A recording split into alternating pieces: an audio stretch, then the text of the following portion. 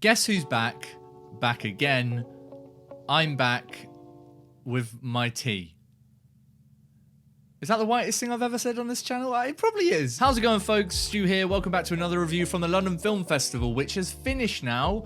But I assure you, the content, it has not. This weekend saw the end of the festival, but it also saw another one of my most anticipated films of the festival. That one was Ammonite, which is a new Francis Lee film, who directed previously God's Own Country. And this one looked like my cup of gosh darn tea. I tell you this much, folks. As soon as I saw the poster, I knew I was in for this one. Didn't watch a trailer, just knew it was a romance film starring Kate Winslet and Saoirse Ronan.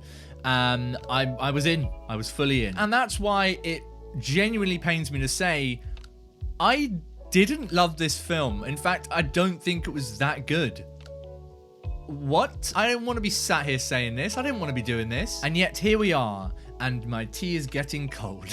It's really not bad. I want to get that out of the way. But there are many things in this film which I struggled with, I gotta be honest. As I said, the film stars Kate Winslet and Saoirse Ronan in the lead roles, and it is a story of Mary Anning, who is an acclaimed fossil hunter in 1840s England, more specifically in Lyme Regis, which is wet part of England. That's not how you describe Lyme Regis, is it? Coastal fossils. All you gotta know. She's going about her life doing her job on the coast when a younger woman is sent down to the coast on prescription of sea air by the doctor. Side note, I just love that old school doctor's prescription. Just head to the sea. Yeah, head to the sea, breathe in the air, you'll be rippety right, my friend. You will be fine. But the two of them develop a relationship, and that is the basis of this film. We're watching as that grows and what that means for the two characters here. And I have to stress this again, that should be my shit. I should love this shit. But it wasn't. And I don't know why it really ended up being so disappointing, because the pieces of this one on their own work and they're good. The performances, good. Direction, strong. Cinematography, gorgeous. Story, on paper, yes please. But it didn't really amount to much of anything for me. I found myself feeling strangely quite disconnected to a lot of what this film felt like it was trying to do throughout its runtime. The experience of watching this was just sort of like waiting for something to really come and sweep me away. Whoa, that was a romantic thing to say. Whew.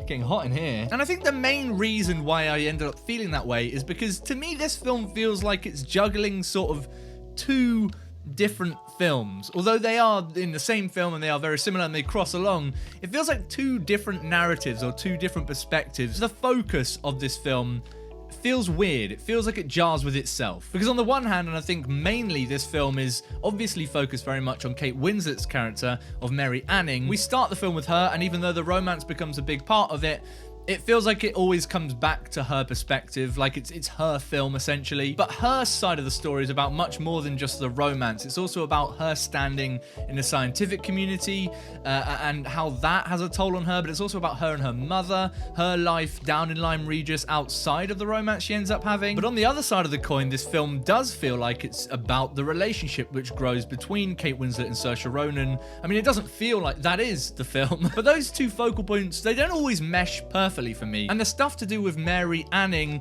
Kate Winslet's character, is infinitely more engaging to me. I found myself finding that much more interesting as I watched it. I think one of the reasons that worked more for me was Kate Winslet's performance. I think she was amazing. But I gotta be honest, alongside her, I didn't really connect too much with Saoirse Ronan's performance. I didn't think she was that good, really. And I think that sort of comes down to what she's given to work with. I don't necessarily feel like her character finds its place within the narrative of Mary Anning as well as I wanted it to. But I also do kind of think whatever she was trying to do didn't really work for me. And that hurt. I don't want to feel that from a Saoirse Ronan performance. No, thank you. And that sort of disparity between the two performances is part of why I think one of the biggest things that goes wrong in this film goes wrong. And that is that the relationship between Saoirse Ronan and Kate Winslet, it's not terrible. It's not bad. I don't not believe it, but it doesn't feel like it's really there for a lot of it. It doesn't feel like there's a huge chemistry between the two of them. And some of that is down to the fact that the direction here from Francis Lee is obviously intentionally much more kind of subtext driven. It's not interested in the big huge overt displays of affection between the two lovers, although that does come. It's more interested in the quieter moments, and I am here for that. I love that kind of filmmaking, you guys know at this point. But I think when you're doing a film like that, there's a sort of fine line you want to be balancing as a writer, director, performer, all of those things, where sure, you can have those quieter moments, those subtext-driven scenes where I guess on paper, not much is actually happening. I hate that. But the performers have to have this kind of spark that gets you through that. You have to be feeling this relationship for it to really work for an audience. And that's one of the reasons I adore a film like, and this is a comparison I don't like making with this film because I think it's going to be quite an obvious one, but I'm going to do it anyway. But it's one of the reasons I love a film like Portrait of Lady on Fire, which unfortunately for this film did come out this year in the UK, and so I think is in a lot of people's memories quite recently. Ultimately, very different films in what they're trying to do and trying to say, so I don't want to get too derivative and just compare those two films, but I do think you can compare how they approach the relationships, even though they're doing different things. One of them is much, much more effective in letting us sit with the relationship in these quiet moments, but still really feeling a chemistry and a spark between the two romantic leads, and that film isn't Ammonite. It's the other one. And I think that's the biggest flaw with the film, and it's something that ends up seeping into everything else about the film, enjoyment-wise. If you haven't got that main central chemistry between the romance you're asking us to buy into, all of that feels a little bit worthless. And this is such a prime example of that. You know that saying that something is greater than the sum of its parts?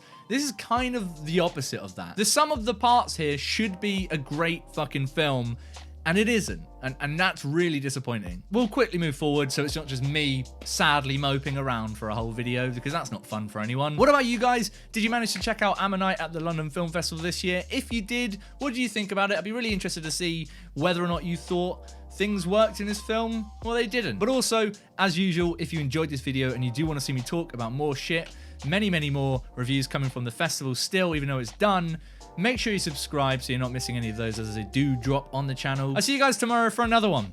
Hey, we ain't gonna stop. It ain't stopping. This train is going. Seriously, could someone check the brakes? Is it gonna... We stopping at it? No? Is this safe? This train's going very fast.